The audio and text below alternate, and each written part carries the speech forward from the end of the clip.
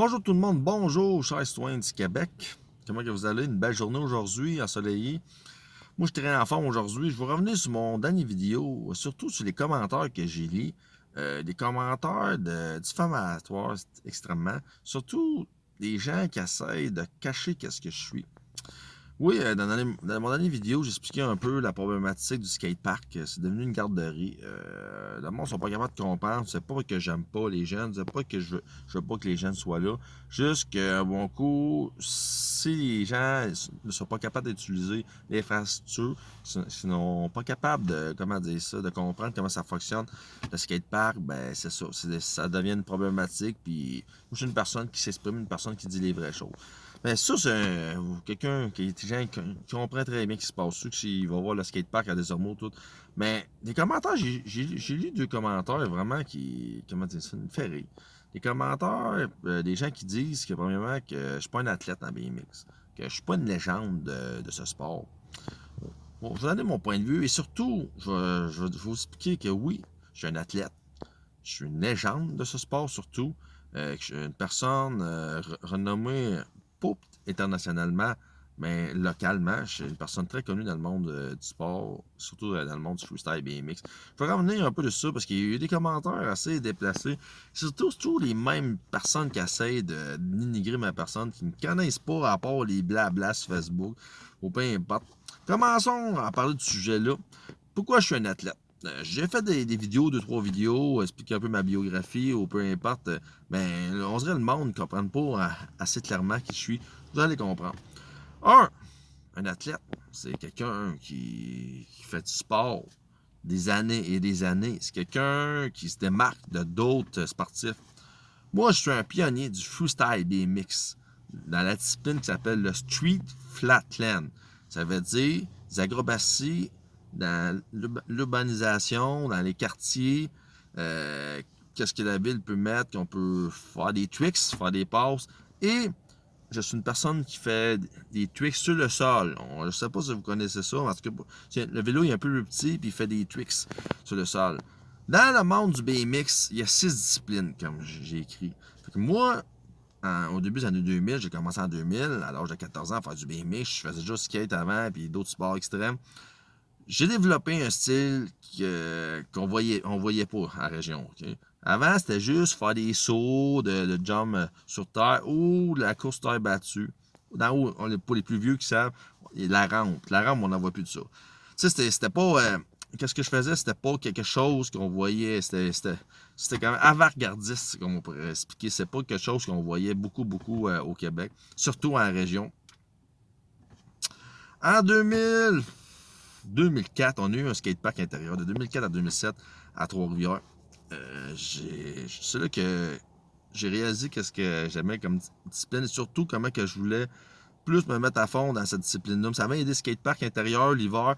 C'est là que j'ai commencé à être connu dans la région, dans Mauricie. Tu sais, dans le temps, je travaillais avec du monde plus vieux que moi, une dizaine d'années. Les autres n'étaient pas habitués de voir des gens comme ça. Je travaillais toujours avec du monde qui faisait du skate parce que la section street, c'est plus section dans le skatepark, le Central Park, le fameux Central Park, c'était plus section pour les skateboards. Fait que je suis déjà un pionnier dans ce sport-là, mais en plus une personne avant-gardiste qui amenait une nouvelle discipline. Ce qui c'était le fun. Après ça, les années 2006, à peu près, quand le skatepark fermait le printemps, j'ai commencé à faire des rassemblements de BMX au port de Trois-Rivières. On se ramassait une vingtaine minimum. Ça, c'était le fun. C'était la grosse vague. Là. Jusqu'à fin des années 2000, il y a eu une vague après ça de 2012 à 2016 à peu près. Mais pendant le temps-là, j'ai fait des compétitions. J'étais pas une personne très compétitive. J'aimais pas beaucoup ça, faire des compétitions. Mais je suis une personne qui a fait certaines compétitions. J'ai voyagé dans l'Est canadien. J'ai. Comment dire ça? Je me suis fait connaître dans la scène du BMX. C'est quoi qui est dommage un peu, comme je vous expliquais, un sport comme moi, un peu avant-gardiste, ma discipline, c'était pas très accepté dans les. Pas, on pourrait pas dire les bike shops, mais dans le monde du BMX, c'était plus d'autres sortes de disciplines. Pour ça, j'ai pas eu la chance vraiment d'être commandité, qui est dommage parce que j'étais une petite machine là, quand j'étais jeune. Là, je veux pas, j'étais encore jeune certainement, mais rendu à 35 ans, là. T'as moins de couilles un peu qu'à comparer à 18 ans, mais j'ai pas eu la chance d'avoir, comment dire ça, des commandites, des grosses commandites. Tu sais, dans le temps, c'était plus dur, il n'y avait pas grand monde qui était commandité vraiment au Québec en BMX, à part la course terre battue, ceux qui voyagent, tu sais, pour faire des compétitions à l'international de la course. Mais c'était pas quelque chose qui était facile dans le temps d'être commandité. Comparé aujourd'hui, à partir de 2010, le monde, les Québécois, il y a beaucoup de jeunes qui sont allés à Californie, ils ont eu des parcs chez eux, des BMX parcs, en tout cas. Ils ont eu plus de la chance que moi, j'avais la chance. J'ai commencé en 2000.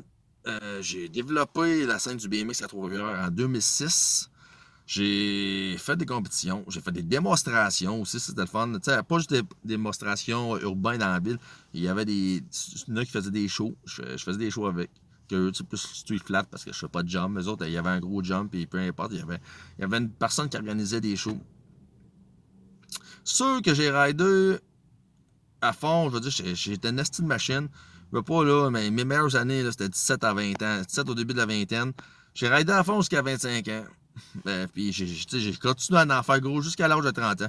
À partir de 30 ans, là, tu sais, je veux pas, rendu à un certain âge, on a moins de couilles. Puis, tu sais, on se dit qu'on a donné qu'est-ce qu'on a donné. Tu sais, notre nom est fait. Fait que pour moi, c'était quelque chose de bon dans toute l'existence. Ça va faire 21 ans que je fais du BMX en 2021. Là. 2000, 2021, 21 ans pour que le monde soit capable de compter. À partir de 30 ans, j'ai quand même un peu relaxé un peu. Je veux dire, à partir de 33, gars, je m'en mes 35. Depuis 2 ans, je veux pas regretter c'est plus dur. C'est plus dur physiquement, mais tu sais, ça reste que je fais encore du BMX, c'est très très bon. La plupart du monde de mon âge, soit se fait du vélo de montagne, du vélo de route, ou le monde, la plupart, ils ont arrêté à mon âge. Ben, moi, j'adore faire ça. Je n'en fais, je n'en mange, mais c'est sûr que j'ai moins la capacité physique comparé à avant. Fait que c'est pour ça, tout de suite, automatiquement, quand les gens disent que je suis pas un athlète, là, je suis un athlète. T'es pas obligé d'être, comment on dit ça, passer à la télévision à journée longue. T'es pas obligé d'être connu à l'international pour être un athlète. Là. Après ça, une légende. Le point d'une légende. Le monde ne savent pas. Ils savent pas c'est quoi une légende pour de vrai.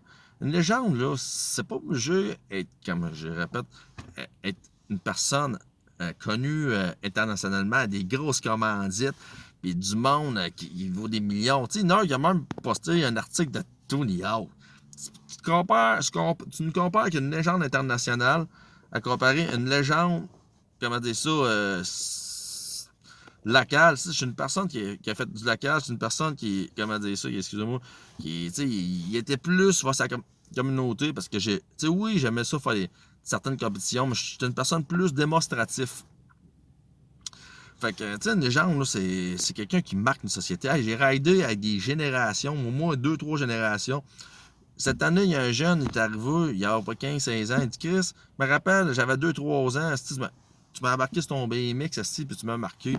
Fait que Chris, il faut vraiment tabarnak que j'aie marqué du monde, surtout que j'ai fait quelque chose pour que le monde se rappelle de moi. T'sais, une légende, c'est quelque chose de bien, surtout c'est quelqu'un qui est capable de marquer l'histoire. C'est tellement ça, une légende.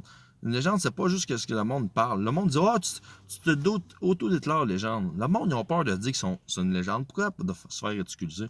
Moi, j'ai pas peur de me faire excuser. Je suis une légende. Tu sais, chaque personne qui a fait quelque chose d'extraordinaire dans leur vie, ben, Carlis, c'est une légende pour moi. Quelqu'un qui a foncé et qui a jamais lâché. 21 ans en 2021, faire du BMX, c'est proche de 25 ans, c'est proche d'un quart de siècle. Là. Je pense que oui, je suis une légende. Fait qu'à pas finir, le monde a le droit d'avoir leur point de vue sur moi. Mais il y en a nasty des langues sales, hein?